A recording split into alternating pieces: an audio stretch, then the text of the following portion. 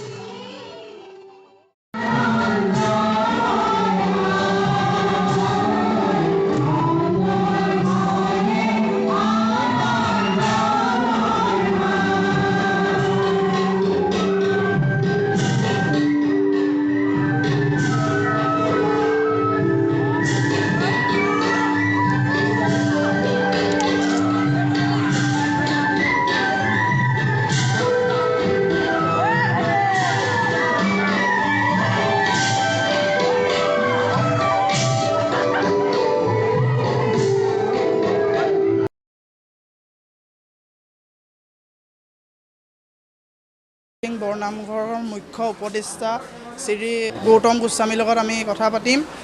কওকচোন, আমাৰ এই ঐতিহ্যমণ্ডিত হাফলটিং বৰনামঘৰত কেনেকৈ এইবাৰ শ্ৰী শ্ৰী কৃষ্ণৰ ৰাসলীলা উদযাপন কৰা হৈছে? মানে কি হ'ল, 1955 চনতে এই স্থানটো মানে গৰু আদি চৰোৱা জেগা আছিলে, ঠাই আছিলে। এই স্থানত আমাৰ পিতৃ পিতামহসকলে এই স্থানতে ভগৱন্তৰ লীলা মানে প্ৰকাশ কৰাৰ নিমিত্তে শ্ৰী শ্ৰীকৃষ্ণৰ ৰাসক্ৰিয়া অনুষ্ঠানভাগে আৰম্ভ কৰিছিলে 1955 চনতে। আৰু তেতিয়াৰ পৰা ধাৰাবাহিকভাৱে আমাৰ পিছৰ চামে এই কামখিনি কৰি যোৱা হৈছে। আৰু দুপদূপে ইমান এটা ধুনীয়া সুন্দৰ অনুষ্ঠান হৈ পৰিলে যে কেৱল আমাৰ লগত সংযুক্ত থকা 20খন গাঁও বুলিয়ে নহয়, বিভিন্ন স্থানৰ পৰা, অসমৰ বিভিন্ন স্থানৰ পৰা মহিমাযুক্ত এই অনুষ্ঠানটিত আহি পেলাই ৰাসৰ শুভ দিনটোত আহি পেলাই মানে বিভিন্নজনে সেৱা ধৰেহি, বিভিন্ন দ্ৰব্য বস্ত্ৰ খৰচা আগবঢ়ায়।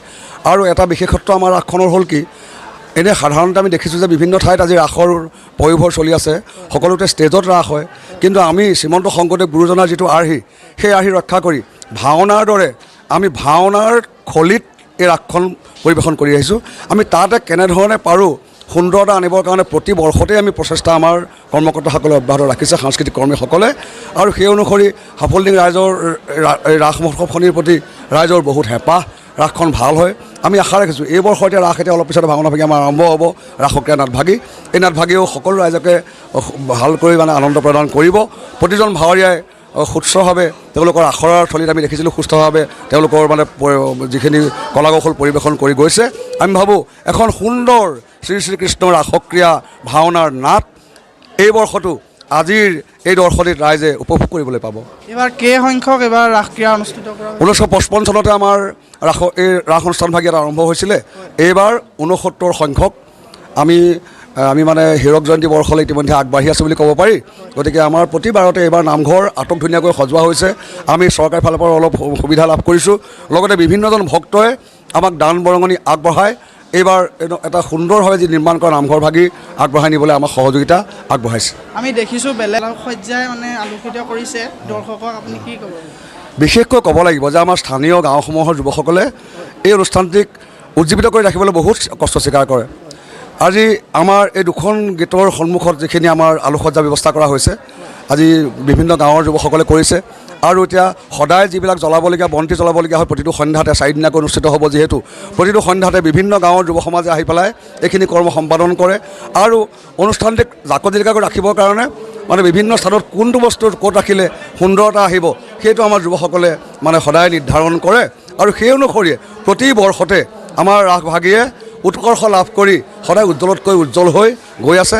আমি সেইকাৰণে পৰম সুখী যে হাফলটিঙৰ ৰাসৰ এক বিশেষ মৰ্যাদা আছে, বিশেষ মাদকতা আছে, হাফলটিং অঞ্চলটিৰ গৰিমা আছে। লগতে জনাব বিচাৰোঁ যে এই অঞ্চলটিক ৰাইজে এইকাৰণেই ভাল পায় যে এই অঞ্চলটিৰ ৰাইজৰ অতিথি শুশ্ৰূষাৰ এটা সুস্থ মনোভাৱ আছে। আজি যিসকল হাজাৰ হাজাৰ ৰাইজ হৈছে, সকলোকে অকণমান চাহ এখনি তামোল খুৱাই পঠিয়াবলৈ আমাৰ কৰ্মকৰ্তাসকলে যত্নৱান হৈ পৰাৰ কাৰণেই অনুষ্ঠানটি সদায় ৰাইজৰ বুকুৰ মাজত সোমাই থাকিব পাৰিছে। ধন্যবাদ, আপুনি ইমান ব্যস্ততাৰ মাজতো এইকণ সময় দিয়াৰ কাৰণে ধন্যবাদ।